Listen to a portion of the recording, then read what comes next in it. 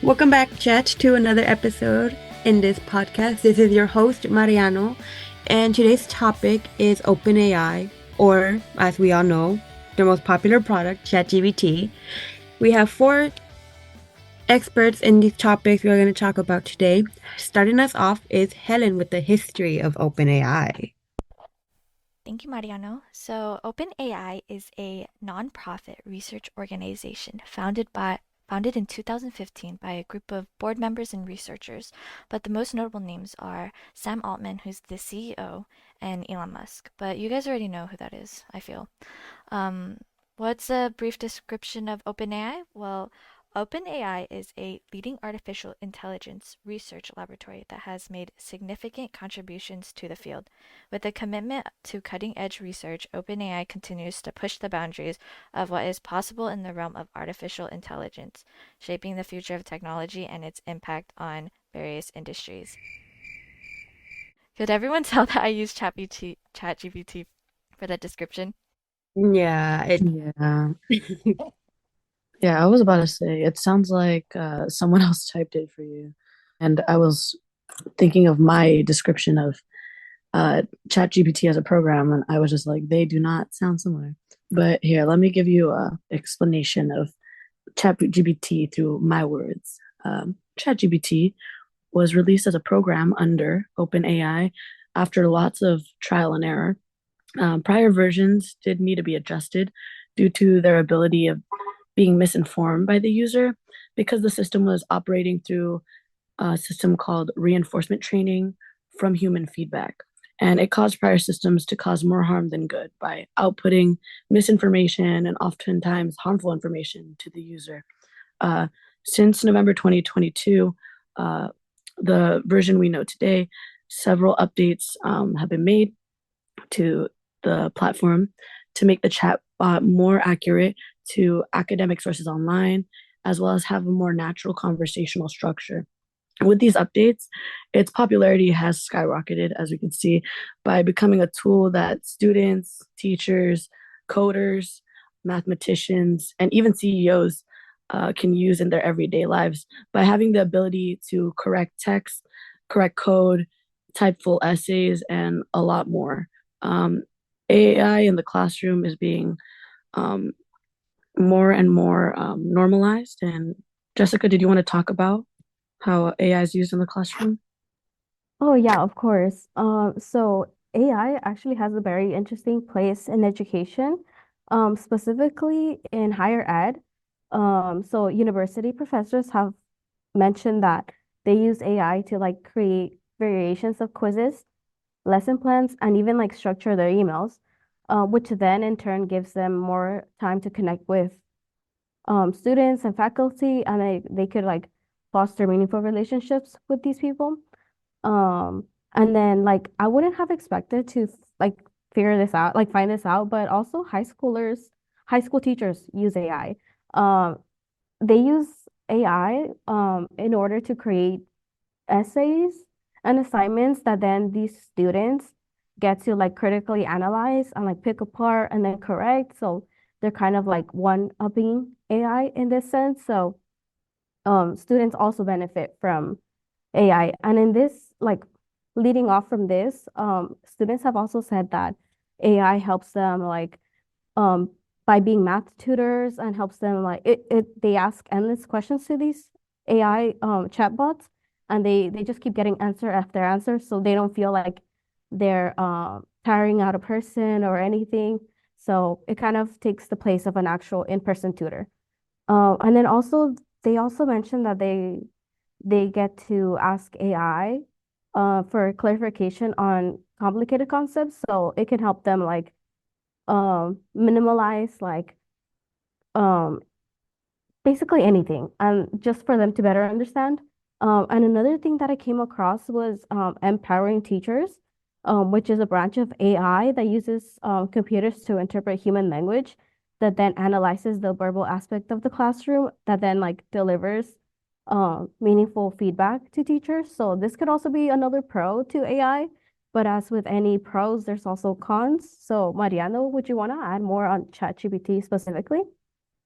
yeah, of course. So Students use ChatGPT a lot. It's a well-known fact. You can scroll online and find stuff from them. However, these articles talk about how do students use ChatGPT. So multiple students have admitted to using ChatGPT to cheat and more. They full on admit that when they don't feel like doing any work, they will put the prompt, ask it, copy and paste the response they get from ChatGPT. And they will turn that in and get a great score and not even think about the assignment. Other students, however, have said that they use it as a study tool. They will input their notes, ask ChatGPT, hey, give me a study guide for this. They'll use it to summarize main ideas for their readings. Some students even said that it was good for proofreading their essays, and many of them said that it was great for multiple assignments and various subjects. I know one kid said that they use it when for their computer science class or anything that had to do with coding. However, on the flip side for that, there are teachers who are concerned that students will not learn what they're using when they are using AI or ChatGPT at all. And that soon enough they will be deeming using AI as plagiarism because it's not the kids' own words, like it's not any of the students' own words, which personally I feel should be a wake-up call for students everywhere to stop using AI or ChatGPT. Sarah, how would you mind letting us know anything about like any other things with OpenAI? Yeah, of course. Okay, so as with anything, there's always going to be some level of controversy or debate that questions the validity or the legitimacy of a company. And OpenAI is definitely not exempt from that. So let's dive into some of the controversies because who doesn't love a good debate? And there's also a lot to unpack here.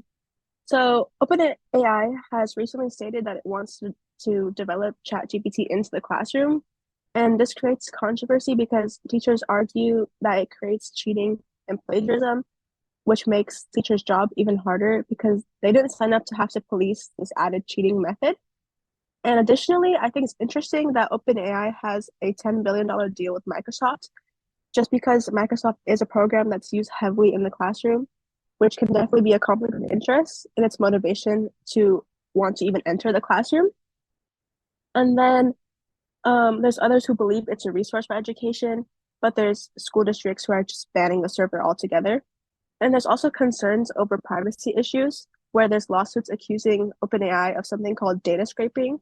And this created fear because it could translate into younger children who are using ChatGPT in the classroom to have their privacy be exposed, and also um, it poses the question of are their rights even being protected in the classroom?